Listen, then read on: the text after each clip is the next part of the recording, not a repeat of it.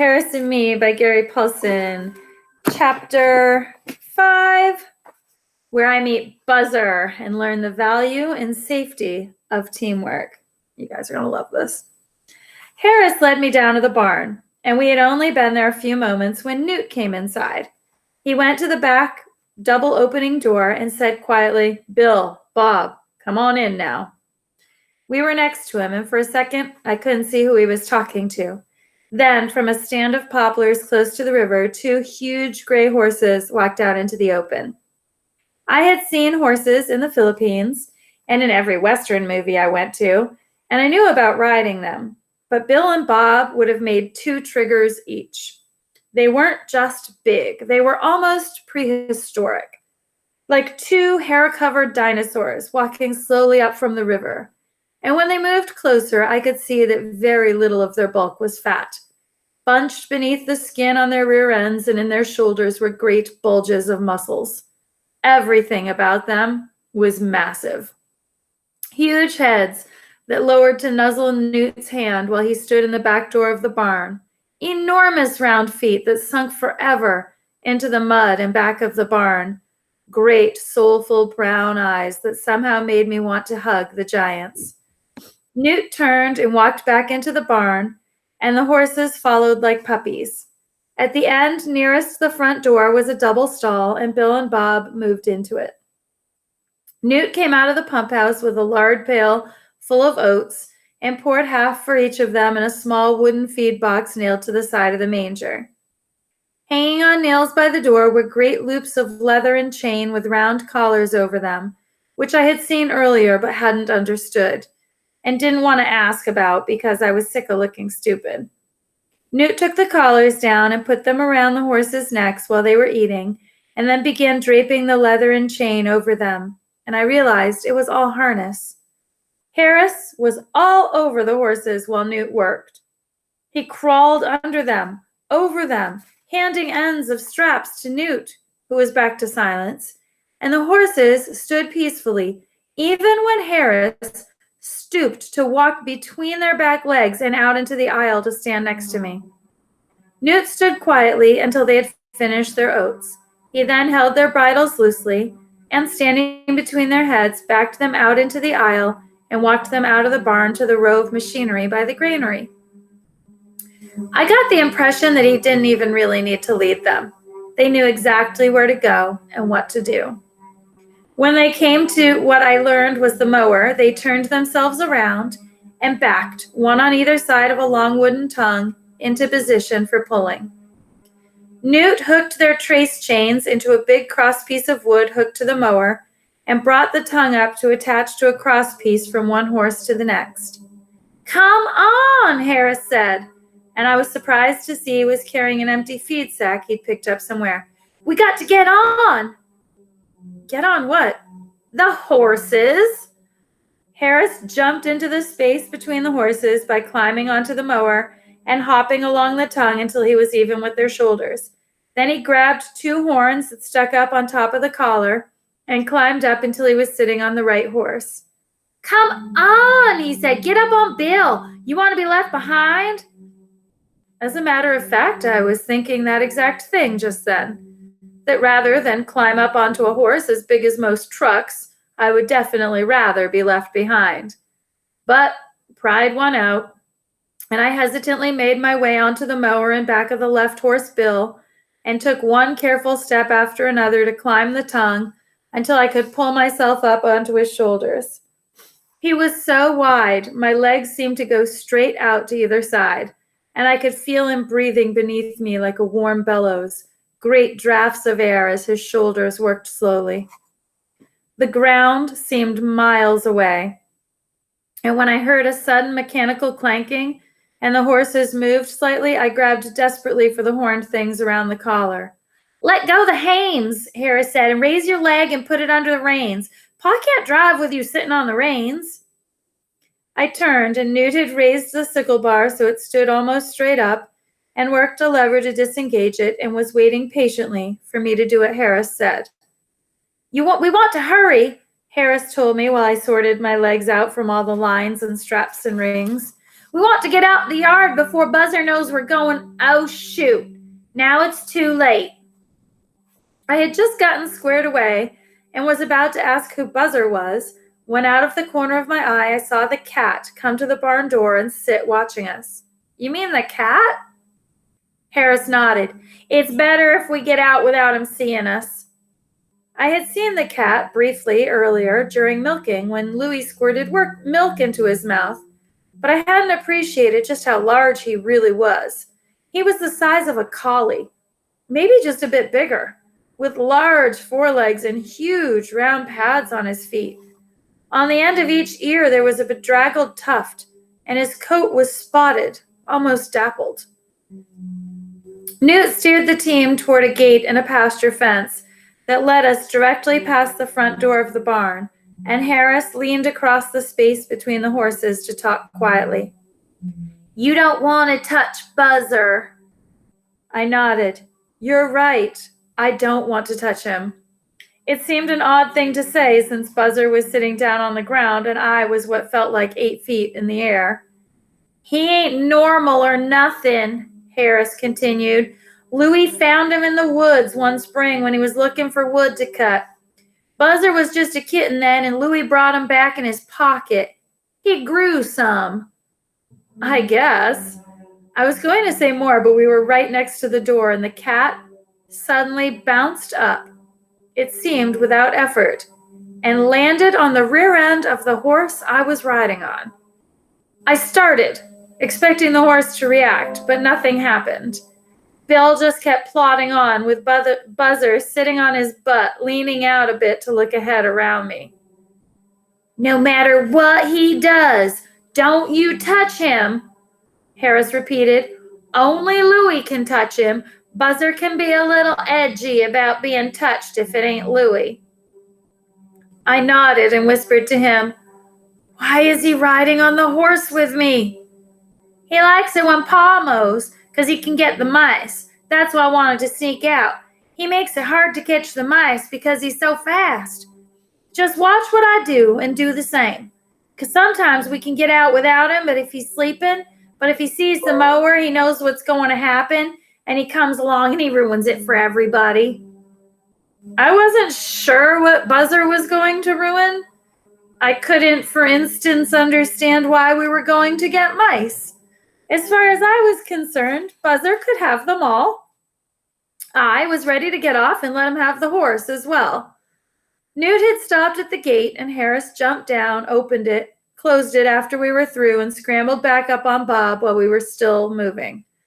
Once through the gate, Newt turned the team, and we walked slowly along the fence that went next to the driveway, back out toward the main road. I kept a leery eye over my shoulder, watching Buzzer, but the big cat just sat there, looking at the sky and flying birds while the horses walked. In a quarter mile or less, we came to a stand of densely packed alfalfa, almost waist high, and Newt stopped the horses at the corner of the field and lowered the sickle bar. He took a can of oil from a little holder beneath the seat on the mower and squirted oil all along the sickle bar, then sat once more and worked a lever to engage the clutch. Harris got down and motioned for me to do the same. We got to walk in back of the mower now and catch mice. It was finally too much. Harris, why do we want mice? For the money. What money? Louis, he pays us a penny for each 2 mice we get him. Except for Buzzer, of course. Louis don't pay Buzzer nothing because Buzzer, he just ruins them all to pieces and won't give them up anyway. Last summer, I tried to take one away from him and get the money for it, and he liked to kill me. That's why I say don't you touch him or take none of his mice. I won't. I was going to ask why Louis paid for mice. I thought after watching at breakfast 1 and breakfast 2 and lunch that he might eat them. But Newt made a squeaking sound by pursing his lips, and the horses started forward, pulling the mower. With the clutch engaged, the wheels drove the sickle bar back and forth as the mower moved, and sharp, triangular-shaped blades snicked back and forth rapidly and cut the hay as neat as scissors. I stood behind with Harris and watched the hay falling back across the sickle bar. The motion was mesmerizing. The bar slid along, cutting, and the alfalfa dropped and dropped in a never-ending row. Come on! Harris started following the sickle bar, watching 8 or so feet in back of it. Watch for him now. Keep watching. I was more involved in watching Buzzer. He was between Harris and me, walking along, studying the newly fallen grass ahead, alertly, taking one careful step after another. Suddenly, he pounced, rising in an arc and down, with his feet buried in the grass.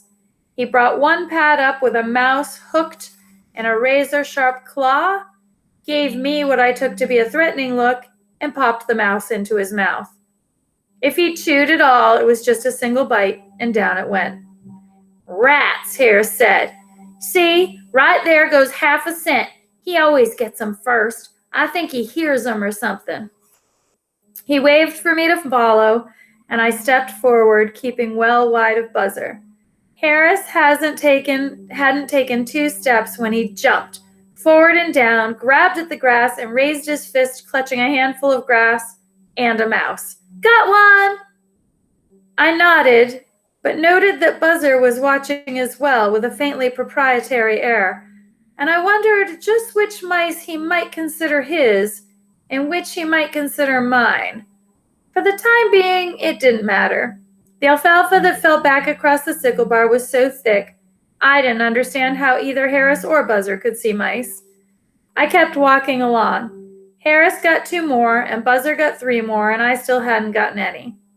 Harris was starting to give me distinctly dirty looks, and I decided I better get busy, and had no more than lowered my eyes for another look than I saw a little form scurrying through the grass.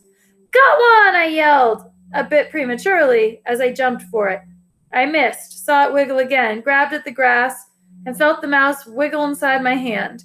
I looked up, and there was Buzzer, staring at me full on in the face with his wide yellow eyes. He pointedly looked down at the mouse, then up at my face again. I nodded, my mistake, and gave him the mouse, throwing it to him. He caught it in midair and swallowed it whole. Aw, come on, Harris snorted. He'd been watching the whole exchange. That ain't fair. He didn't earn that one. He's just taking them from you.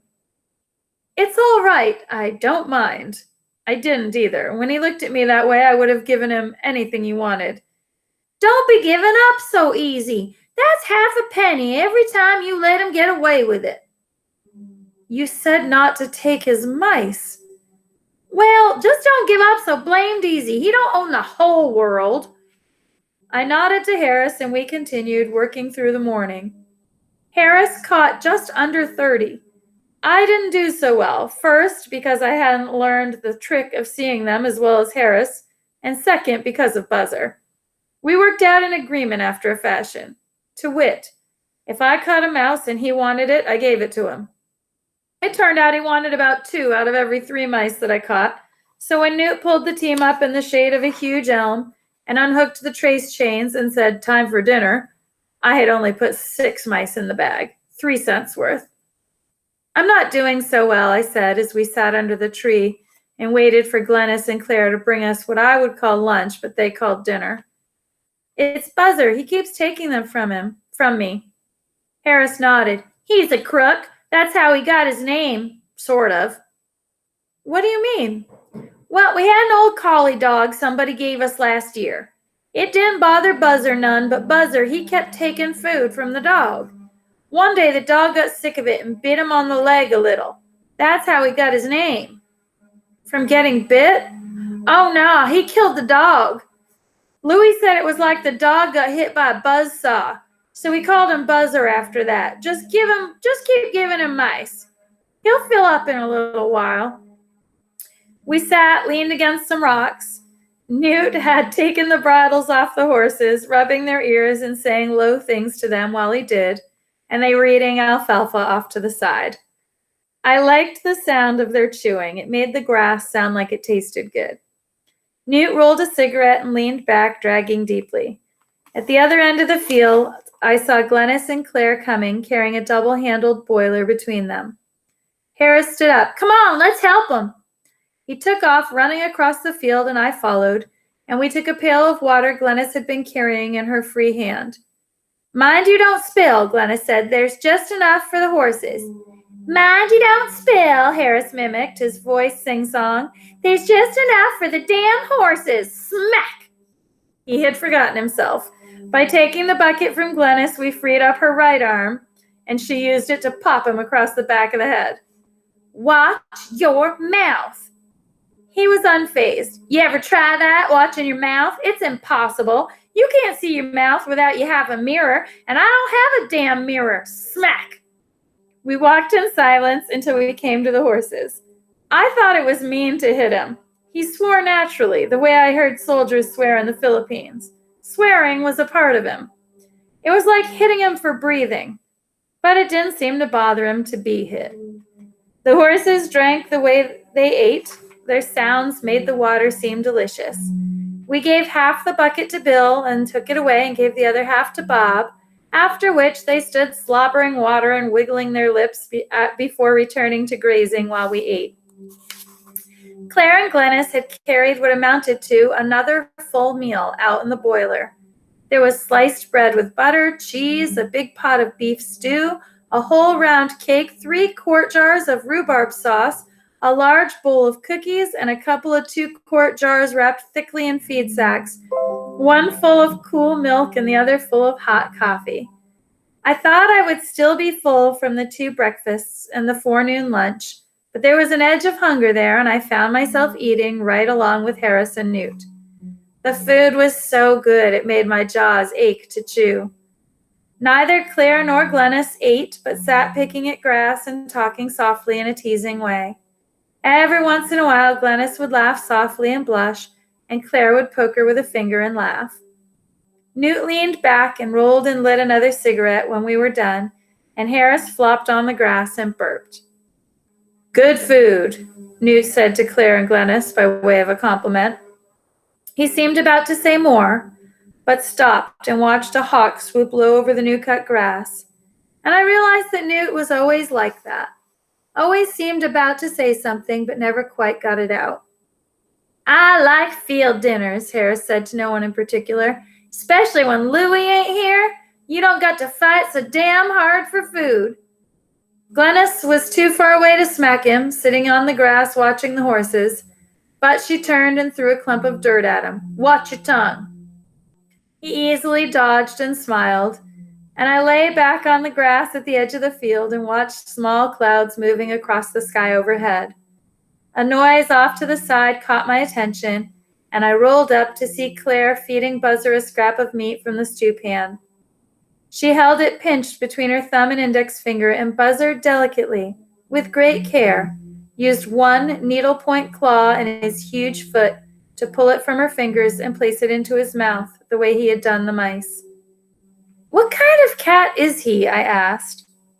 Newt smiled but said nothing.